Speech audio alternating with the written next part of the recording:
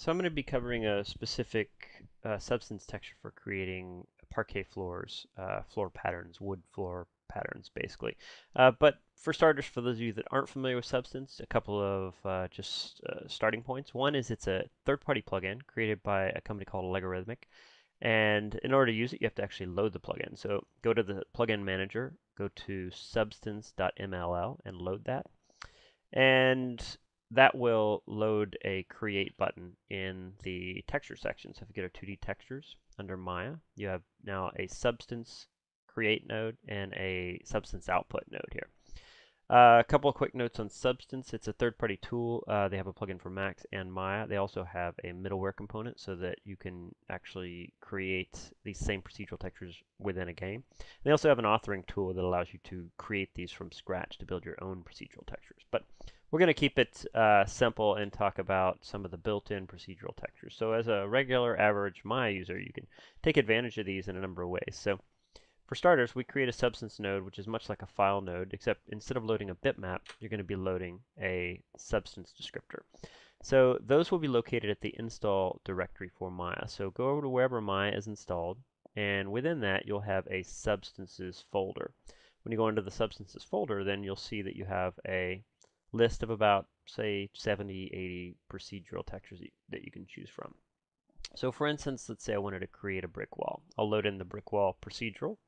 That will generate the image, and I'll drag that onto my object, and I'll, sure enough, get a brick wall.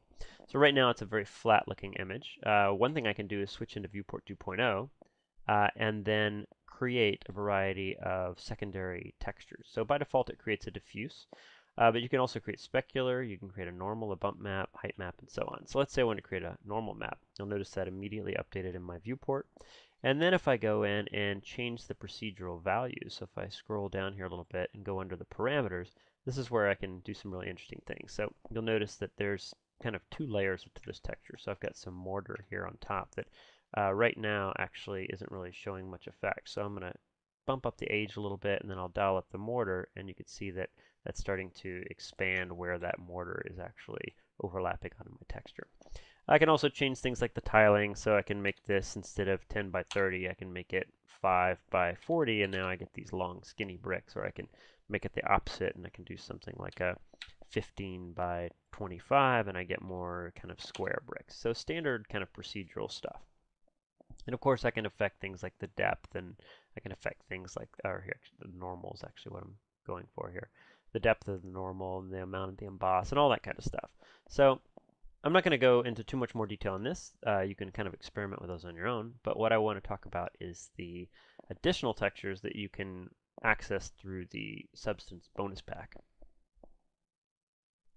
So what I really want to talk about here is the technique that was used to create the tiled floor. So for this kind of museum gallery space, I wanted to create this tiled floor, but I didn't want to use just a standard tiled bitmap, because you tend to see a lot of repetition, a lot of repeating patterns in those kind of tiled bitmaps.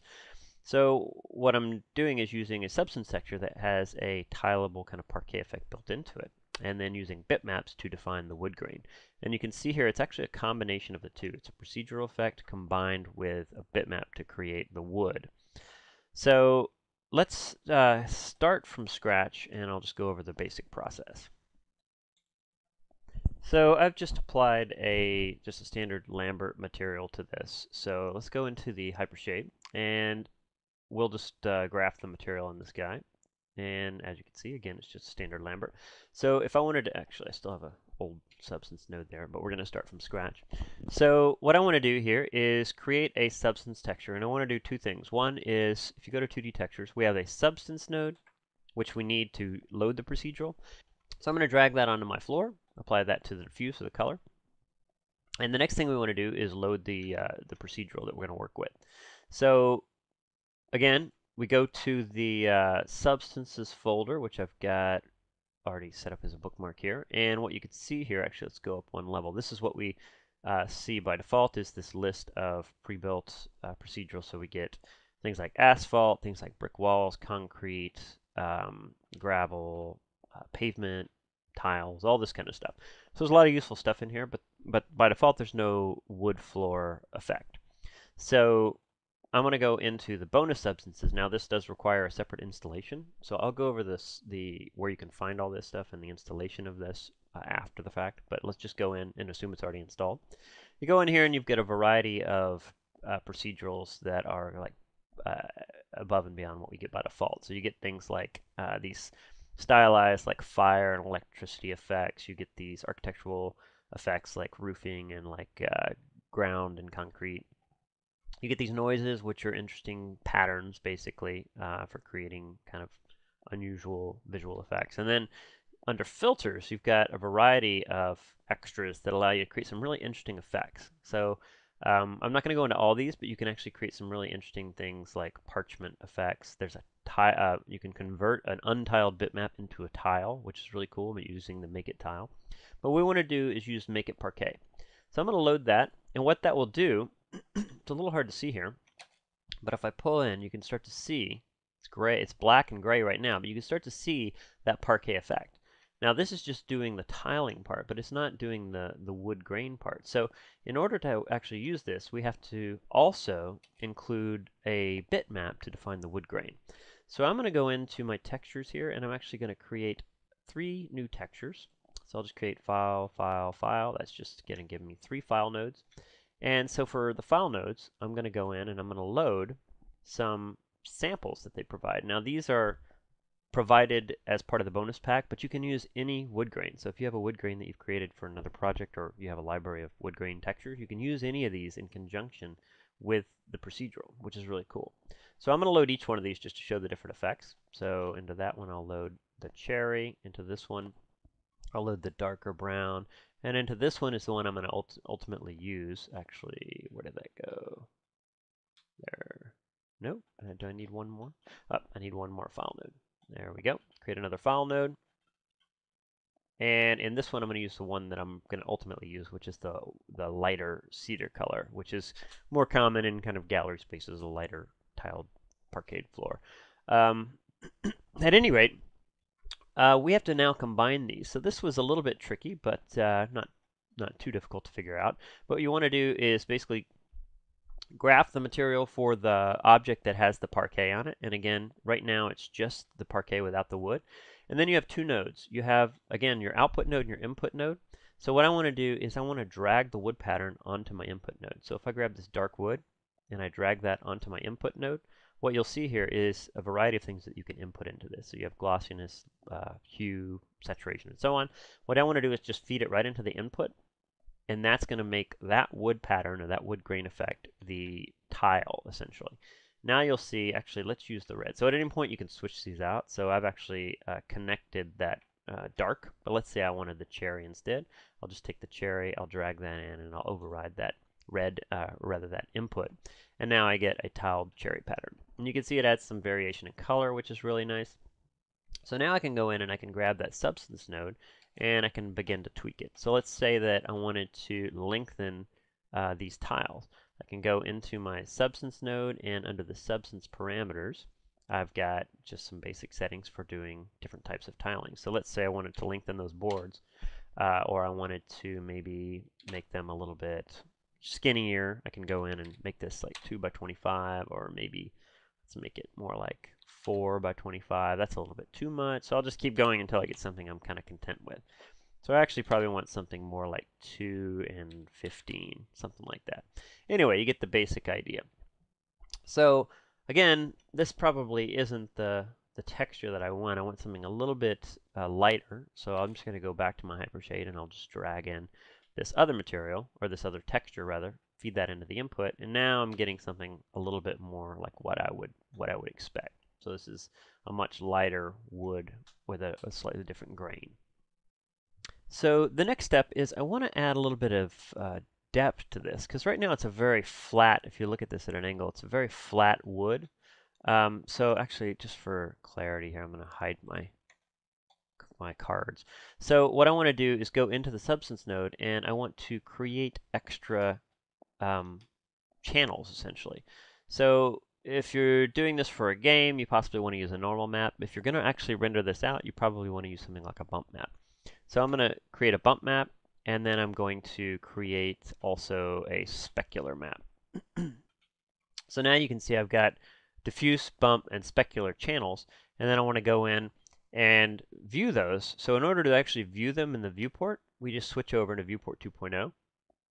And now you can really start to see the parquet effect. So it's a little bit exaggerated, but you get the basic idea.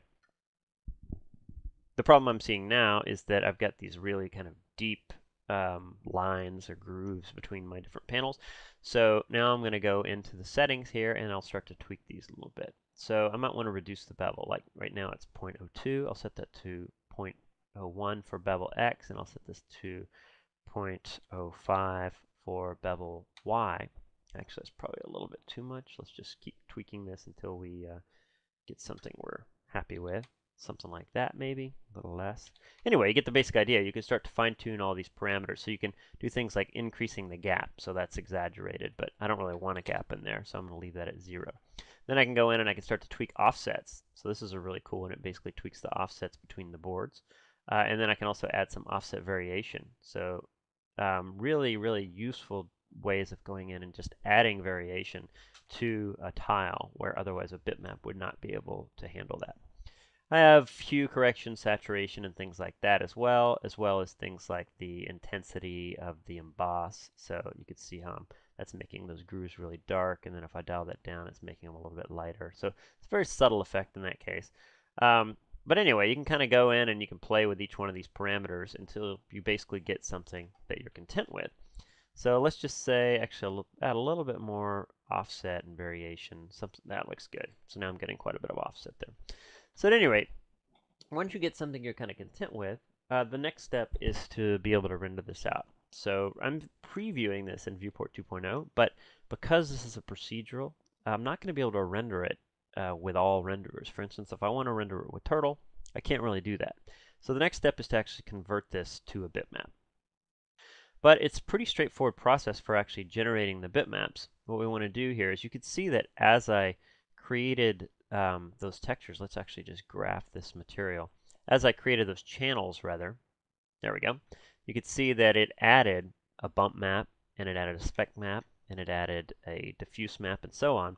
But those are all still procedural. So if I grab one of these nodes, like here, you can see it's a procedural node. So that's actually the output of the procedural substance node. So anyway, what I want to do is actually create a bitmap from that. So what you want to do is select the substance node itself, and then you go down, or rather above the substance parameters, and you have this export to disk. So you can create a shading network directly. I'm actually going to do that after the fact. I'll assemble it separately. What I want to do is actually export this to disk, and now what that will do is it will give me a path to export this to. So I'm just going to create something on the desktop just for clarity here. I'll just create a new folder, and I'll call this wood tile, just so I know where it is. So I'll make that my destination folder. And then I want to choose my format. You can use JPEG or TIFF or whatever you want to use. Set your resolution. I want it to be decent quality, so I'll make a 1K map. You can obviously make it higher than that if you need to. And then I'll just simply say export. Ultimately, what it will create is a bitmap here. And if I go to my wood tile folder, you can see it created a bump, a diffuse, and a specular, because those are the 3 channels that I had decided to create. So there's my bump. There's my diffuse, and there's my specular. They all have the same grain pattern. And now I can use any one of these to go in and hook up to a standard shading network. So just really quickly, we'll do that. I can actually go in here and I can just get rid of all my substance stuff. So let's actually just grab all my substance nodes. You don't have to delete these, but I'm just doing it for kind of visual clarity here. I'm going to delete all my substance nodes back to where I have my regular textures. I'll go in and I'll grab the floor material, make sure that's assigned to that object, which it is. And then I'll just quickly go in here and create some file nodes, 1, 2, 3. And those file nodes are going to house or hold the bitmaps that I just created. So let's just go in here and kind of just do a quick juggle of my files. So let's go in here, and for file 1, I'll apply, I don't want to apply those original maps. I want to go in and I want to apply the wood tile maps. So I'll choose diffuse there. And then over here, I'll choose my bump. And then over here, I'll choose my specular. And now I can start to hook these up into my standard channels. So I'll apply that to color. And then for my bump, I'll apply, of course, that to bump. And now there's the exact same tile pattern I was showing before. And I'm still in viewport 2.0, so you can see there, that's what I see with just diffuse. But if I switch over to VP2, now I've got a bump channel with its own individual bump depth value, which I can tweak. And then this is a Lambert right now, but if I switch this over into something like a blend, now I can drop on a specular, and now it's going to mask out the specular as well. So that was kind of a subtle effect there, but it actually did make a little bit of a difference there. So I could start to tweak things like the eccentricity or specular roll-off, and you can start to see how that's affected a little bit differently on each of the wood tiles. So anyway, hopefully that gives you a pretty good idea of how you can use this. It's pretty useful, and there's, like I said, there's other really cool utilities in here in the bonus pack that allow you to do a number of useful things that you could just use for everyday purposes. And one of them is the make tileable texture. So similar to this, where I'm converting a wood pattern and making it a tile, there's a utility in here that would take any texture, any kind of pattern, and turn it into a tileable texture. So rather than having to manually tile something in Photoshop, you can use their utility to procedurally tile it and then bake that out to a bitmap. So, but that would have to be left for another post because I don't want to make this too long. So the Substance Bonus Pack or Bonus Tools is an add-on to the existing Substance plugin, and it's basically just additional procedural textures that provide a variety of different kind of techniques.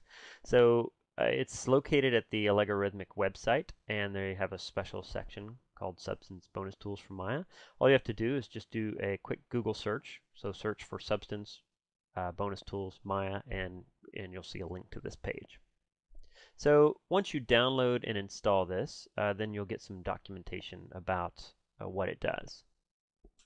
So you'll get a document, a PDF doc that basically is kind of a guide for what's included with the substance textures and how to use them. So if you scroll down, it'll give you installation instructions, and then it'll give you kind of a list of all the different substances that you can use. So here are some architecture design substances that they provide, some cool stylized substances, as well as some fluid type substances, and then the parquet floor for actually creating these tile floor patterns.